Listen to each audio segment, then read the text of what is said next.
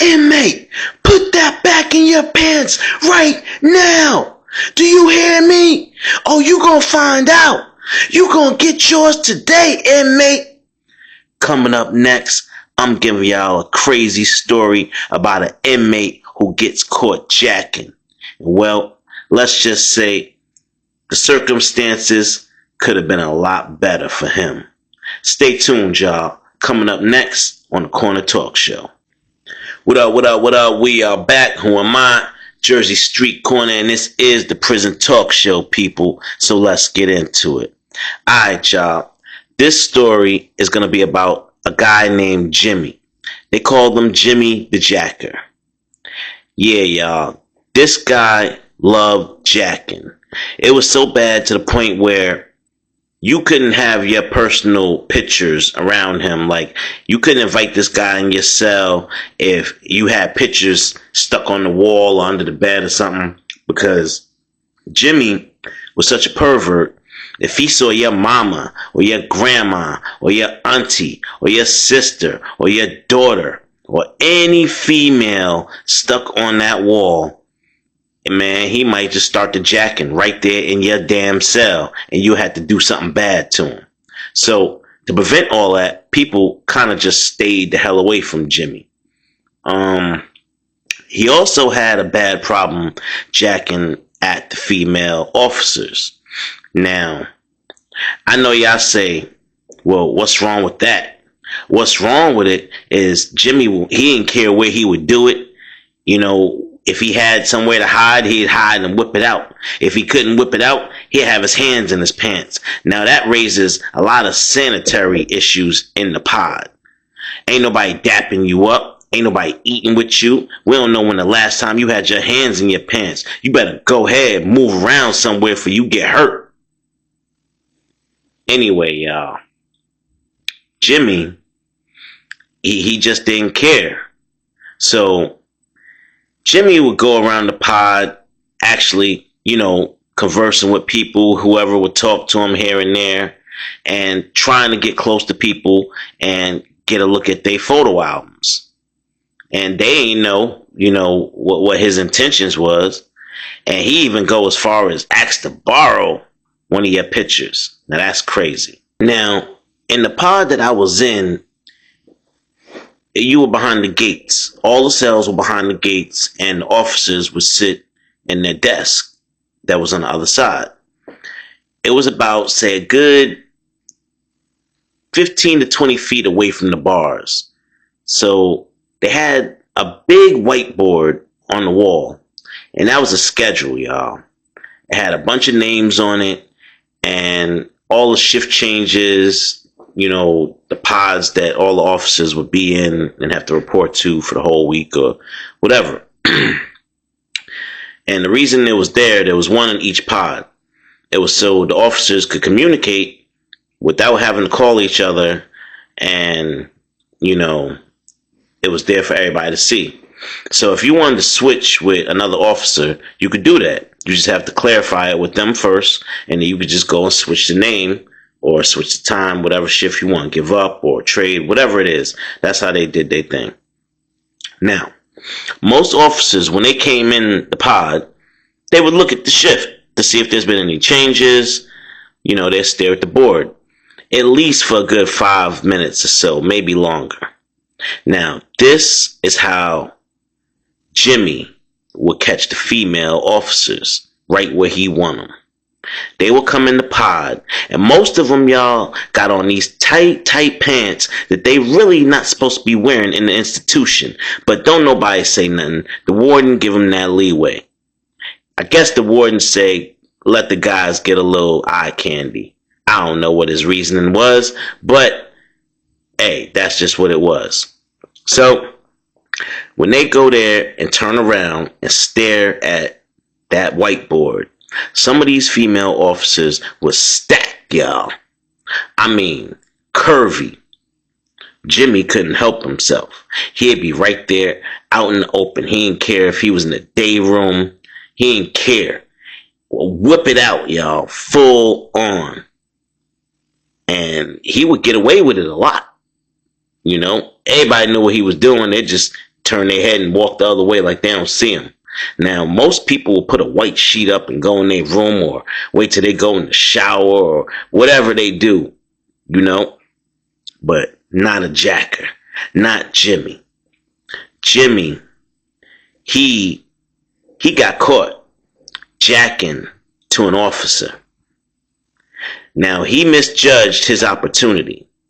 This one female officer came in with a specific schedule change to do. She wasn't reading the whole board. It didn't even take her 2 minutes to make the change and turn around. And she caught Jimmy. Inmate, put that back in your pants right now. Inmate, you're going to the hole. Now, right away, Jimmy woke up out of his trance, because for a minute, she turned around and he didn't even stop. He just started going faster and faster and faster. He was zoned out, all into it. Now, soon as she yelled, he snapped out of it and hauled ass, y'all. Took off running. All she got is a kind of a description. Now, it don't take much for a female officer to get something done in prison. They don't got to do no favors. They don't got to do anything but walk through that prison. Sometimes, y'all, whether you're pretty or not, the smell of a woman walking through that tier with perfume on is payment enough for some of these inmates that got 15, 20, 30 years. That's enough for them, y'all. So, this female officer, she knew a couple of the guys on the tier had a little thing for her. So she approached them at the next count and said, listen, I got a problem. There's an inmate in this pod that disrespected me this morning, and I want y'all to find out who it is. Whoever take care of this inmate for me, I'm going to write y'all a love letter with a little bit of my perfume sprayed on it. And you know what I mean by a love letter. So right away, everybody up for that contract, y'all. They're like, well, shit, what'd he do? What'd he do? She was like, I was changing my schedule shift and I turned around and caught this fool jacking to my ass. They was like, oh, hell nah, hell nah. All right, we gonna handle this. We are gonna handle this. One of us gonna take that fool out. So right away, y'all, they all looked at each other and they all knew who the target was. They knew who the serial jacker was, Jimmy. And it's all about who gonna get to him first, how they gonna get to him. And they gotta do it without getting in trouble. Now, this is what a lot of people don't realize about prison, y'all. Sometimes a letter with some perfume could send some of these men over the edge. You talking about these guys got football numbers, 10, 20, 30 years. What's another 5 years to them? Now, there was a guy named Miguel. He was down with the LKs. Kind of big brolic dude. And sometimes you can't tell these inmates that those COs ain't they woman. Yeah, y'all. That's one thing you gotta remember. This prison, a lot of men get delusional and they misinterpret little small signs and gestures of niceness and turn it all the way around to being protective of a correctional officer that's going home probably to their boyfriend or husband or wife, whatever. These guys will protect that woman and go as far as telling another inmate, you better not be looking at my woman. Don't be talking to my woman. Don't let me catch you. And they mean it, y'all. They will hurt you over one of those correctional officers. Now, Miguel, he regularly took contracts in the prison.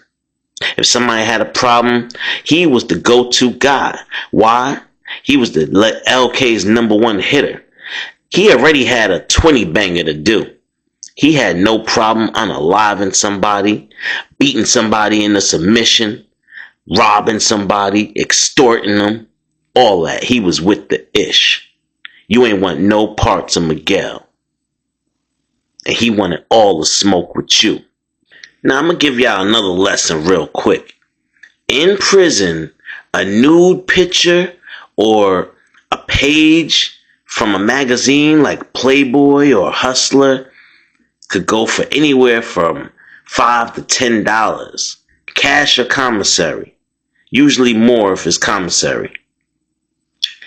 Now, if it's the spread, the 2-page spread, you talking about like $20. And you know, inmates get that up quick. So if you got your hands on a nudie book, you got, you know, a lot of commissary right there in your hands. You just gotta divvy it up the right way. Now, for somebody to rip a whole page out of a book and post it up in the bathroom, on the wall, in the shower, that's too good to be true. Who gonna give up a whole $10 and leave it up there on the wall like that?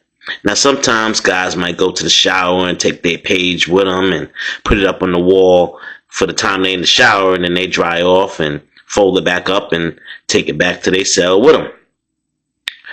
So if there's one left on the wall, chances are it's a setup.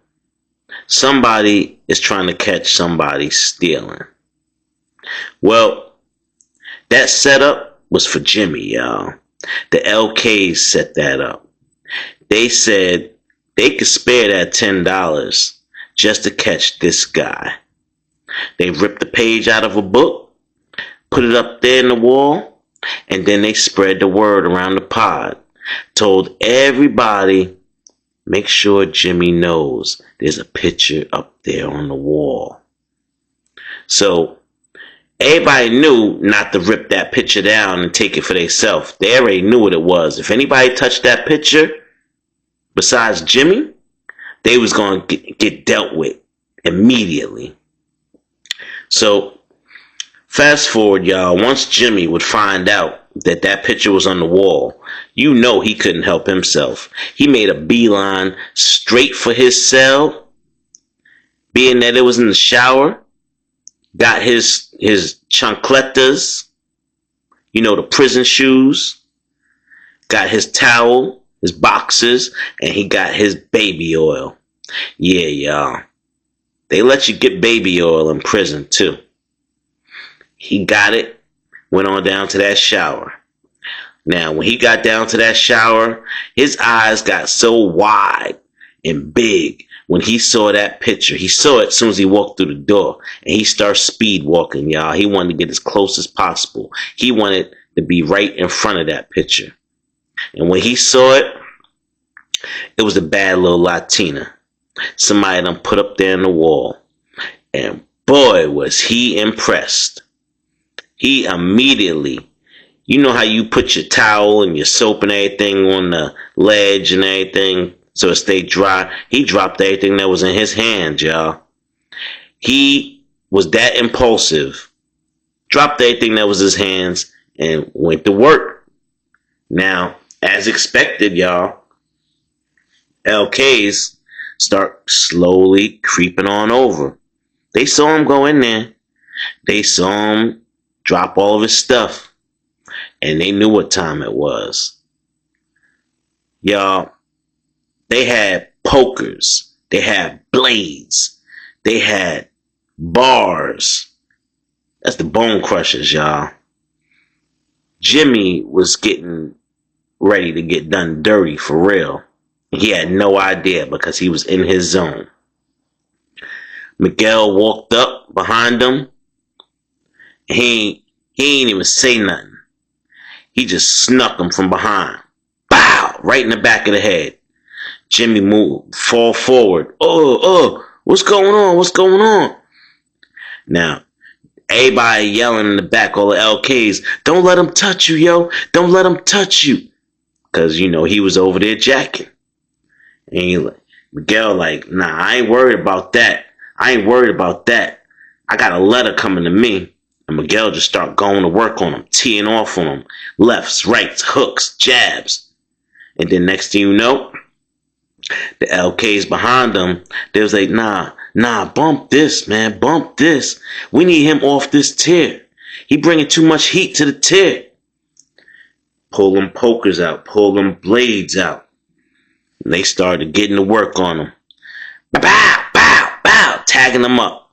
Legs, thighs, side, back. Now Jimmy over there crying. Come on, man. Come on, man. I'm sorry. What I do? I won't do it again. And Miguel like, you disrespected my woman. As he's punching him, pounding him, y'all, in the jaw. Don't you ever, bang, ever, bang. Don't you ever disrespect my woman again. And they stomping him and everything else. And finally Miguel like, all right, that's enough. Let's go. Somebody gonna come and hear something. So they left him there on the ground, y'all. Hauled ass up out of there. Man, it wouldn't be at least another 40 to 45 minutes before they found Jimmy, because it wasn't time for the COs to do count yet. And it wasn't nobody gonna go and tell what just happened. So that gave them plenty of time to go get away, change their clothes, wash up, and avoid the whole situation, y'all. Wasn't nobody worried about Jimmy talking. Jimmy just got the beat down of his life. If he said anything, it didn't matter what prison he got sent to, he was gonna get unalived. LKs don't play that. So things would go on. 45 minutes later, they call the code, lock it down. Later on that night, that female CO came back. They were still, trying to figure out why this whole incident happened.